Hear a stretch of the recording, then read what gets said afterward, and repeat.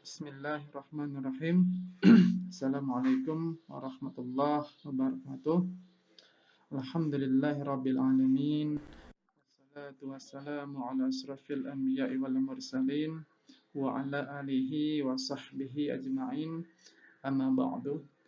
Rabbi shrah li sadri wa yassir li amri wahlul 'uqdatam min lisani yafqahu qawli ya fatahu ya'lim. Innallaha wa malaikatahu yusalluna 'alan nabi ya ayyuhalladzina amanu shallu 'alaihi wa sallimu taslima. Allahumma shalli 'ala sayyidina Muhammad wa 'ala alihi sayyidina Muhammad. Alhamdulillah, pada kesempatan saat ini kita akan membahas perkuliahan lanjutan tentang sistem basis data yang insyaallah pada kesempatan kali ini saya akan membuat sebuah video buat teman-teman semuanya, yaitu pembahasan tentang model data relasional. Di dalam bahasa pemrograman, khususnya di dalam pengembangan sebuah sistem, tentunya teman-teman itu akan dihadapkan pada suatu proses bagaimana teman-teman itu akan membuat suatu perancangan database ya di dalam program yang akan kita buat. Nah, kemudian di dalam program yang akan kita buat tersebut tentu kemungkinan besar tidak hanya akan terdiri dari satu buah tabel. Nah, dengan demikian, efek selanjutnya, karena kita tidak hanya akan membuat satu buah tabel di dalam program yang akan kita buat, maka kita harus mampu merelasikan bagaimana caranya membuat semua berbagai macam tabel itu saling berelasi atau saling keterhubungan satu sama lain. Dan tentunya yang saling berelasi tersebut hanyalah tabel-tabel yang memang diperlukan untuk berhubungan atau berelasi satu sama lain.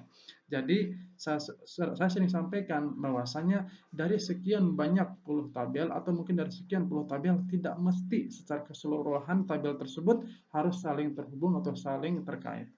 Dari 100 tabel yang kita buatkan, kemungkinan besar yang terhubung tersebut hanya tabel 1, tabel 3, dan tabel 4. Bisa saja yang terhubung tersebut adalah tabel 5, tabel 9, dan tabel 95.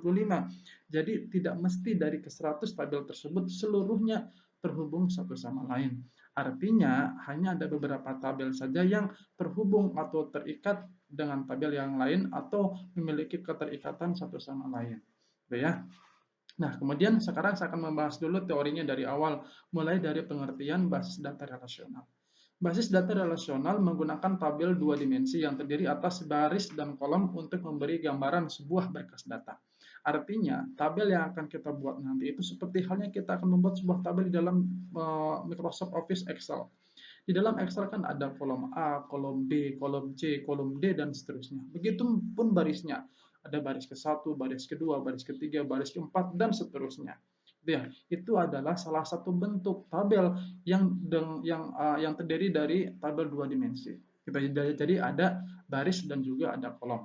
Nah, kemudian saya ambil contoh ya. Jadi ini untuk mempermudah saja untuk mempermudah atau membuat imajinasi kita lebih mudah menggambarkan tabel yang kita gambarkan sebelumnya, bahwasanya tabel tersebut memiliki ukuran dua dimensi. Saya buatkan contoh tabel pertama ya, karena nanti kita hanya tidak akan membuat satu tabel saja, tetapi kemungkinan besar akan ada dua atau tiga tabel yang akan kita buat. Nah, tabel keterhubungan yang pertama, saya akan buatkan contoh dari tabel mahasiswa terlebih dahulu. Di dalam tabel mahasiswa tersebut terdiri dari tiga kolom. Ada kolom NPM, ada kolom nama, ada juga kolom alamat. Ya, itu adalah atribut-atribut yang ada dalam tabel tersebut atau field yang ada di dalam tabel tersebut. Tentunya dari tiap-tiap atribut, dari tiap-tiap field tersebut memiliki tipe data, apakah string, apakah numerik gitu ya. Memiliki tipe data masing-masing. Bisa sama, bisa beda dengan field-field yang lain. Ya, tetapi dia memiliki ciri khas tipe data masing-masing dari tiap-tiap atribut tersebut.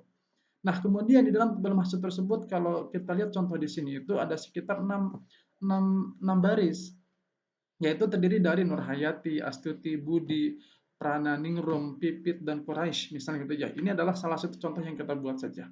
Tentunya di sana tuh ada NPM-nya, ada namanya, dan ada juga alamatnya. Dan masing-masing terikat oleh kata kunci, yaitu NPM. Ini adalah salah satu contoh tabel pertama, itu tabel mahasiswa.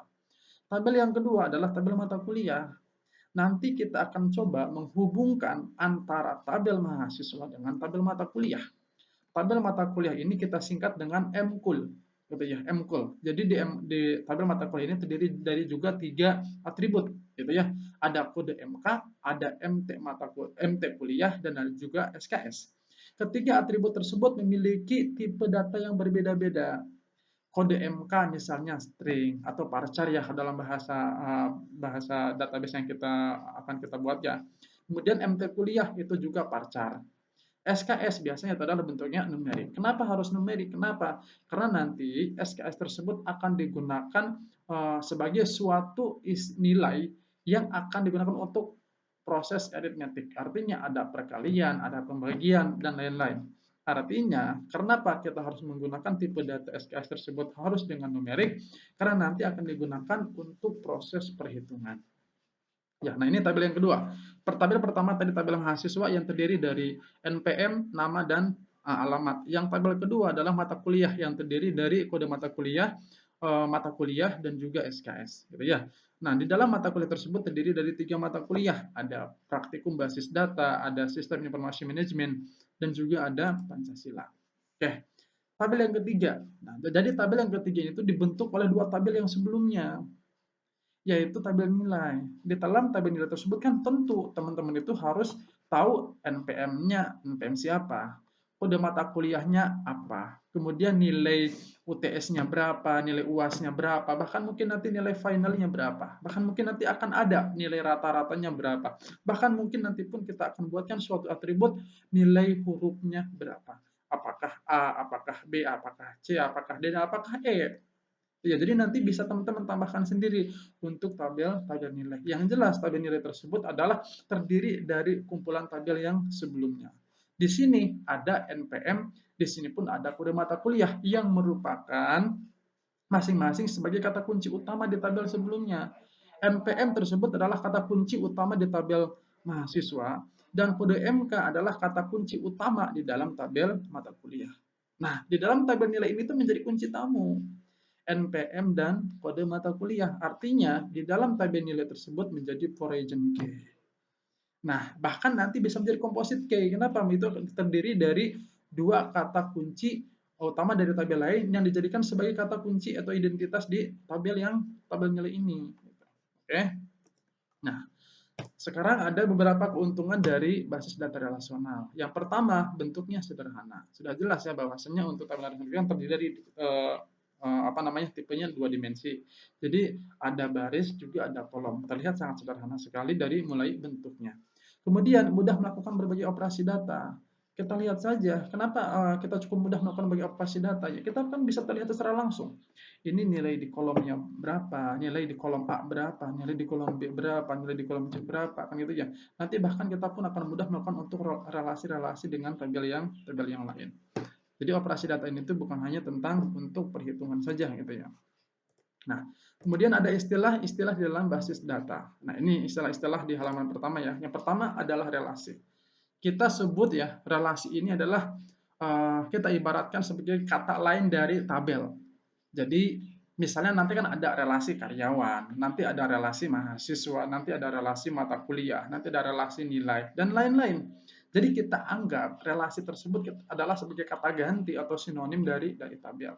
Secara teorinya, relasi merupakan sebuah tabel. Nah, ya kan sebuah tabel kan? Sebuah tabel yang terdiri dari beberapa kolom dan beberapa baris.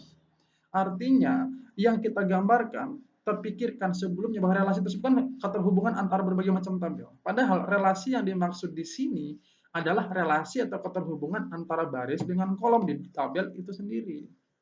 Jadi kita ibaratkan bahwasanya relasi tersebut adalah sinonim atau kata ganti dari kata tabel yang di dalamnya terdiri dari baris dan kolom. Nah, sekarang atribut. Di dalam tabel atau di dalam relasi tersebut itu ada atribut-atributnya atau field-fieldnya yang memiliki nilai berbeda-beda. Bukan nilai berbeda-beda ya, boleh aja sama, tetapi arti yang berbeda-beda, maksud yang berbeda-beda. Jadi atribut tersebut adalah kolom pada sebuah relasi. Jadi kita contoh di dalam sebuah Excel. kolom A, kolom B, kolom C, kolom D, kolom E, dan seterusnya ke sebelah kanan, itu adalah disebut dengan atribut. Ada atribut A, ada atribut B, ada atribut C, ada atribut D, dan seterusnya. Jadi atribut tersebut adalah kata ganti dari kolom, kata ganti dari field, gitu ya. Jadi sama aja. Kita menyebutnya atribut, kita mau menyebutnya kolom, kita mau menyebutnya field, itu adalah sama saja. Jadi itu juga, gitu ya. Nah, inilah tapel. Tapel ini adalah kita ibaratkan sebagai sebuah baris nih. Saya ambil contoh ya, di dalam tabel mahasiswa tadi kan ada NPM, ada nama, ada alamat. Atau di dalam tabel mata kuliah tadi kan ada kode MK, ada MT kuliah, dan juga ada SKS. Saya ambil contoh, kode MK MK 001, nama mata kuliahnya praktikum basis data, SKS-nya 1. Nah, satu tabel itu tuh yang terdiri dari kode mata kuliah, dan juga SKS-nya. Itu adalah satu tapel, satu baris. Artinya satu baris data. Kita ibaratkan bahwasanya satu tapel tersebut adalah satu baris data dari kiri ke kanan. Gitu ya. Semua kolom itu kita sebutkan, itu satu tapel. Ya, jadi ada kolom A, kolom B, kolom C. Kalau di dalam tabel mata kuliah tadi kan ada kode mata kuliah, dan juga ada SKS. Nah, itu adalah satu tapel. Gitu ya. Satu baris gitu ya. Baris pada sebuah relasi. Nah, yang kedua, ada bagian halaman kedua, ada domain. Jadi domain itu adalah kumpulan nilai yang valid untuk satu atau lebih atribut. Jadi misalnya di dalam kode MK, domainnya itu apakah dia diisi string, apakah MK001, apakah 1001. Itu kita harus tentukan tuh nilai yang validnya. Apakah bentuknya itu string ataukah bentuknya integer atau numerik gitu ya. Jadi sebagai domain itu sebagai kumpulan nilai yang valid.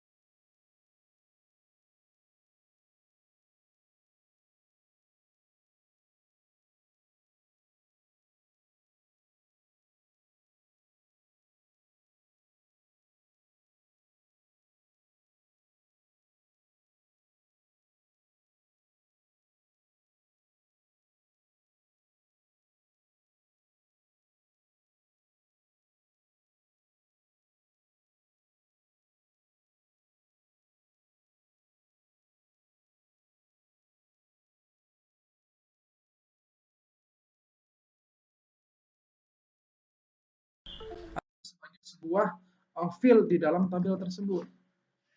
Gitu ya. Sementara ini adalah nama relasinya, nama tabelnya.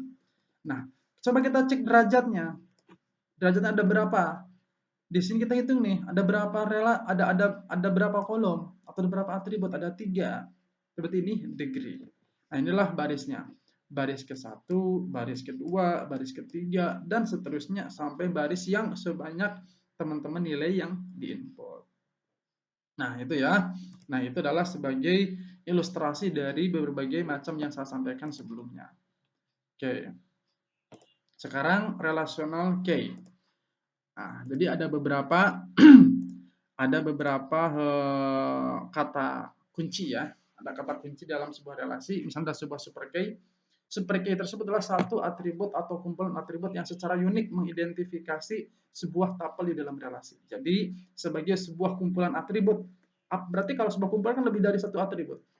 Ada satu atribut, jadi boleh satu atribut, boleh lebih dari satu atribut. Misalnya dalam sebuah data mahasiswa kan ada NPM, ada nomor KTP, ada nama, ada alamat. Nah, itu bisa saja tuh semuanya dijadikan sebagai super key. Jadi yang mengidentifikasikan bahwasanya nilai tersebut adalah berbeda dengan nilai yang lainnya. Gitu ya. Nah, kemudian yang kedua adalah kandidat key, atribut yang di dalam relasi yang biasanya mempunyai nilai unik. Nah, saya ambil contoh tadi. Di dalam tabel misalnya mahasiswa kan ada NPM, ada nomor KTP, ada juga nama. Nah, kandidat key atau kata kunci kandidat di dalam tabel mahasiswa tersebut ada dua, yaitu nomor KTP dan NPM. Kenapa? Dua-duanya pasti unik. Jadi boleh dipilih salah satu tuh antara KTP dengan NPM. Itu adalah sebagai kandidat key atau kata kunci kandidat kata kuncinya. Kemudian kata kunci utama nih. Nah, ini yang paling sering kita dengar. Kata kunci utama itu adalah sebagai mewakili dalam suatu baris dalam suatu baris data. Jadi kandidat key yang dipilih untuk mengidentifikasi tupel secara unik dalam relasi. Jadi tiap baris itu pasti memiliki kata kunci utama tuh. Misalnya NPM adalah kata kunci untuk nama, kata kunci untuk alamat, kata kunci untuk golongan darah, kata kunci untuk yang lain-lainnya, informasi yang lain. Jadi tiap orang itu pasti memiliki kata kunci yang berbeda-beda. Tiap mahasiswa pasti memiliki kata kunci yang berbeda-beda. Pasti memiliki NPM yang berbeda-beda. Kenapa NPM berbeda-beda? Karena NPM tersebut merupakan kata kunci utamanya. Gitu ya. Jadi pasti kata kunci utama itu tidak boleh nol, tidak boleh kosong, artinya harus terisi. Tidak boleh kosong, misalnya namanya ada, ternyata kata kuncinya nggak ada, itu nggak boleh. Jadi minimalnya kata kuncinya ada, terserah mau namanya kosong, mau alamatnya kosong, itu nggak jadi masalah. Gitu ya. Yang paling penting kata kuncinya itu tidak boleh nol. Gitu ya. Jadi kata kunci itu tidak boleh nol. Gitu ya. Ini kemudian alternatif key. Jadi kata kunci alternatif. Merupakan kandidat key yang tidak dipilih sebagai kata kunci utama. Tadi saya sampaikan lagi ya, ada dua kandidat, ada NPM, ada juga nomor KTP. Nah, misalnya saya pilih kata kunci utamanya itu atau PK-nya itu atau primary key-nya itu adalah NPM, maka alternatif key adalah nomor KTP.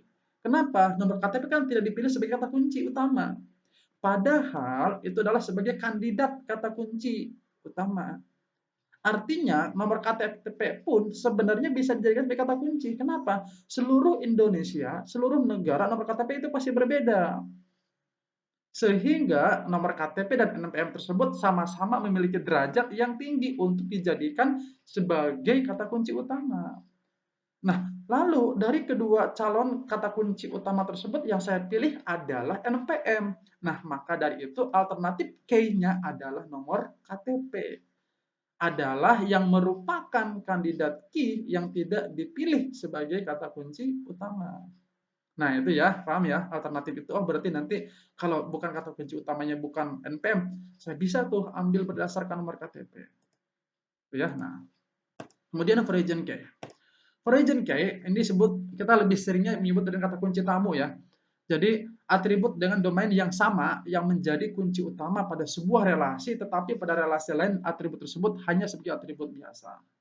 Jadi merupakan kata kunci tamu nih kalau foreign key itu. Misalnya di dalam tabel nilai tadi ya, dalam tabel tersebut kan ada NPM, ada mata kuliah, dan juga mungkin bahkan ada kode fakultas gitu ya. Itu semua adalah sebagai kata kunci tamu. Padahal di dalam tabel yang lain dia itu adalah sebagai kata kunci utama.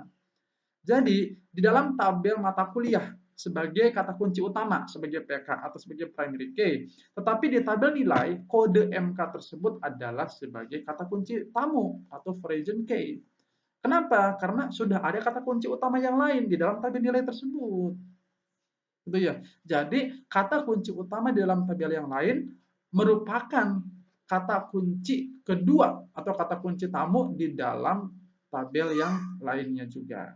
Jadi sebagai kata kunci utama di dalam tabel A misalnya, tetapi sebagai kata kunci tamu dalam tabel B. Itulah disebut dengan foreign key. Nah, ini ilustrasinya juga ada ya. Nah, di sini ada relasi supplier nih. Di sini ada relasi supplier. Nama relasinya adalah supplier. Yang terdiri dari atributnya ada kode supplier, ada nama supplier, ada alamat supplier gitu ya. Nah, kata kunci utamanya apa? Di sini ada kode supplier. Nah, lalu saya nggak ini kok ini sebagai alternatif key. Ini jika ini ada syaratnya ya. Jikalau misalnya nama supplier tersebut tidak ada yang sama, ini boleh. Nah, dijadikan sebagai kata kunci alternatif. Misalnya nggak ada lagi Panasonic, nggak ada lagi kata Sanyo, misalnya gitu ya. Karena kan berhubungan dengan hak cipta dari nama itu ya. Misalnya kan gitu ya. Nggak boleh lagi ada yang sama. Ini bisa jadi sebagai kata kunci. Nah, itu ya. Nah, ini kandidat key itu sebenarnya semua atribut, semua field dalam sebuah relasi yang jikalau memiliki nilai yang unik, gitu ya. Artinya sebagai kata pembeda dari data-data yang lain itu sebenarnya bisa dijadikan sebagai kata kandidat kunci utama. Gitu ya. Jadi bisa dijadikan sebagai kandidat kata kunci utama. Oke, inilah ilustrasinya. Oke. Kemudian ini null. Nah, jadi ada relasi integrity rules-nya. Jadi ada aturan-aturannya ya. Misalnya di sini null, nilai suatu atribut yang tidak diketahui dan tidak cocok untuk baris tata cara tersebut. Jadi misalnya begini, beda antara nilai null dengan nilai nol. Kalau nol adalah sebuah nilai, tetapi nol itu bukan. Itu tidak terdefinisi. Jadi nol sama nol itu beda. Nol itu kan nilai. Nol itu bisa dijadikan sebagai sebuah data. Artinya bahkan bisa dijadikan sebagai untuk proses perhitungan aritmetik. Misalnya 1 kali 0 kan boleh. Tapi 1 kali 0 itu nggak bisa. Nggak boleh. Karena 0 itu tidak terdefinisi. 0 itu isinya bisa numerik, bisa string. Kalau 0 gitu ya. Nah, jadi paham ya perbedaan antara 0 dengan 0. Kalau 0 atau nilai 1, 2, 3 kan sudah jelas nilainya. Ada datanya, ada isinya. Gitu. Kalau 0 itu nggak ada. Nggak jelas itu isinya apa gitu ya. Nah, sekarang misalnya entity integrity. Tidak ada satu komponen primary key yang bernilai 0. Jadi tidak boleh atau tidak ada satupun komponen primary key yang bernilai 0. Jadi kalau kita akan menambahkan sebuah baris atau sebuah row atau sebuah tuple di dalam sebuah relasi, maka kata kunci utama itu harus atau wajib ada isinya, nggak boleh nol. Seperti dalam tabel mata kuliah tadi, nggak boleh itu nilai kode MK-nya nol, tetapi dalam nama mata kuliahnya ada pemrograman. SKS-nya ada 1, tetapi nilai isi dari kata kunci utamanya kode MK-nya nol, itu nggak boleh, nggak bisa. Kalau 0 sih mungkin masih bisa gitu ya, tetapi itu pun tidak boleh ada nilai yang sama. Gitu ya. Jadi entity integrity itu tidak ada satu komponen primary key yang bernilai 0. Oke. Kemudian kita lanjutkan referential integrity. Suatu domain dapat dipakai sebagai kunci primer bila merupakan atribut tunggal pada domain yang bersangkutan. Jadi sebenarnya suatu domain tertentu atau suatu kumpulan dari suatu domain tersebut bisa dijadikan sebagai kata kunci primer. Bila, ini ada kata bilanya nih, berarti ada syaratnya. Bila merupakan atribut tunggal pada domain yang bersangkutan. Jadi atribut tunggal. Oke. Kemudian kita ada bahasa pada bahasa data relasional. Ini ada beberapa ya. Jadi menggunakan bahasa query, pernyataan yang diajukan untuk mengambil informasi. Jadi query tersebut kan sebenarnya bukan hanya select saja, tetapi kan bisa insert, bisa update, bisa delete gitu ya. Tapi ini beberapa bahasa pada bahasa data relasional itu adalah menggunakan bahasa query. Tapi bahasa query yang dalam bahasa data relasional biasanya adalah untuk pernyataan yang diajukan untuk mengambil informasi. Misalnya select, join, union all, left join, inner join, right join. Misalnya gitu ya. Itu adalah berbagai macam cara kita untuk melakukan pengambilan data atau mengambilkan data dari satu tabel atau dari berbagai kumpulan tabel. Bahasa pada bahasa data relasional terbagi menjadi dua. Yang pertama adalah bahasa formal, yaitu bahasa query yang diterjemahkan dengan menggunakan simbol-simbol matematis. Contohnya, aljabar relasional, kalkulus relasional. Di sini kita, ini sebagai pengetahuan tambahan aja ya, bahasa query prosedural. Jadi bahasa aljabar relasional tersebut merupakan bahasa query prosedural atau pemakai menspesifikasikan data apa yang dibutuhkan dan bagaimana untuk mendapatkannya. Itulah aljabar relasional. Kemudian dalam kalkulus relasional, bahasa query non-prosedural. Yang atasnya aljabar relasional adalah prosedural, sementara kalkulus relasional merupakan non-prosedural, yaitu pemakai menspesifikasikan data apa yang dibutuhkan tanpa menspesifikasikan bagaimana untuk mendapatkannya. Dan bahasa kalkulus ini menjadi dua lagi. Ada kalkulus relasional tuple, ada juga kalkulus relasional domain. Jadi ada berdasarkan baris, ada juga berdasarkan domain dari masing-masing atribut. Nah, bahasa komersial. Sekarang tadi kan bahasa formal ya, sekarang bahasa komersial. Bahasa query yang dirancang sendiri oleh programmer menjadi suatu program aplikasi agar pemakai lebih mudah menggunakannya, user friendly. Jadi bahasa query ini ya. Ingat ya, bukan bahasa pemrograman seperti bahasa HTML, Java dan lain enggak ya, tapi ini adalah bahasa query-nya. Bahasa query yang dirancang sendiri oleh programmer menjadi suatu program aplikasi agar pemakai lebih mudah menggunakannya atau user friendly. Oke. Jadi ini nanti digabungkan dengan bahasa pemrograman yang lain, seperti misalnya dengan HTML dengan lain-lain gitu ya. Itu banyak macamnya. Sekarang bahasa komersial yang lanjutan. Ada QL, ada QBE dan juga ada SQL. QL, QBE, SQL, khususnya yang dua ya. QL, QBE kita hampir jarang sekali mendengar gitu ya, mendengar, bahkan mungkin kita hampir tidak pernah menggunakannya seperti yang QL. Secara teknisnya kita mungkin tidak pernah. Secara tertulis yang kita misalnya mengertikan QL itu seperti apa gitu mungkin kita nggak pernah. QL tetapi sebagai bahan pengetahuan saja saya akan sampaikan sedikit ya. QL berbasis pada bahasa kalkulus relasional. Tadi kan ada bahasa aljabar dan juga kalkulus relasional kan gitu ya. QL adalah bahasa akses database relasional, serupa dengan cara yang paling unik untuk SQL. Diciptakan sebagai bagian dari Ingress ya. Jadi ini sebenarnya bahasa yang diciptakan dari Ingress gitu ya. Nah, kemudian QL ini digunakan pada saat kapan gitu ya. QL ini digunakan untuk waktu yang singkat di sebagian besar produk berdasarkan kode sumber Ingress yang tersedia secara bebas, terutama PostGL. Jadi nggak tahu ya, Bapak sih belum pernah menggunakan PostGL ya untuk DBMS-nya gitu ya. Jadi memang di sini kita juga tidak akan membahas begitu mendalam tentang QL. QL ini terus menjadi tersedia sebagai bagian dari Ingress DBMS. Jadi di Ingress DBMS itu sebenarnya dikembangkan ya, cuman mungkin kita saja yang kurang pengetahuan tentang ini. Dan bahasa-bahasanya pun kalau kita lihat gitu ya, itu sebenarnya hampir mirip, cuma ada beberapa perbedaan. Misalnya pada saat nge-create misalnya pada saat saya akan coba tuliskan di sini ya, contoh sederhana saja ya. Misalnya di sini kalau untuk misalnya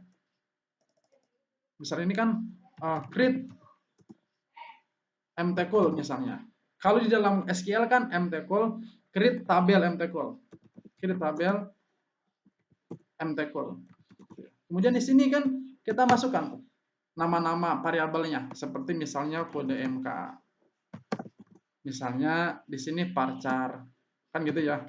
Varchar misalnya ini 10. Kan begitu dan seterusnya. Ya. Kalau di dalam QL pun itu sebenarnya hampir mirip. Misal begini ya, kalau tidak salah ya, create misalnya mtcool dalam kurung. Di sini kode MK. Kode MK sama dengan di sini. Apakah varchar, apakah string, apakah teks. Ambil contoh teks misalnya. Teks misalnya di sini 10. Atau mungkin di sini SKS sama dengan di sini integer misalnya 2 dan seterusnya. Itu hampir mirip sebenarnya. gitu ya, antara bahasa yang QL dengan QBE. Tetapi yang paling kita antara QL dengan SQL.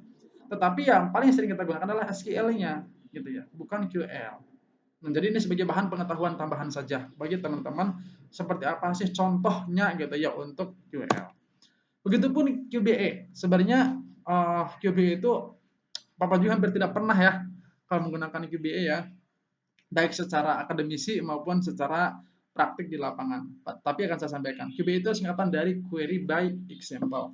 QBE, user data menggunakan atau memanggil tabel kosong. Jadi semacam kita itu kita mau print misal dalam sebuah tabel gitu ya, ada tabel mahasiswa misalnya, ada tabel mahasiswa kan ada 3 atribut misalnya, ada NPM, ada nama, misalnya kemudian ada SKS. Nah, di sana tuh ada tuh kode-kodenya, P untuk print misalnya, I untuk insert, D untuk delete, dan kemudian U untuk misalnya update.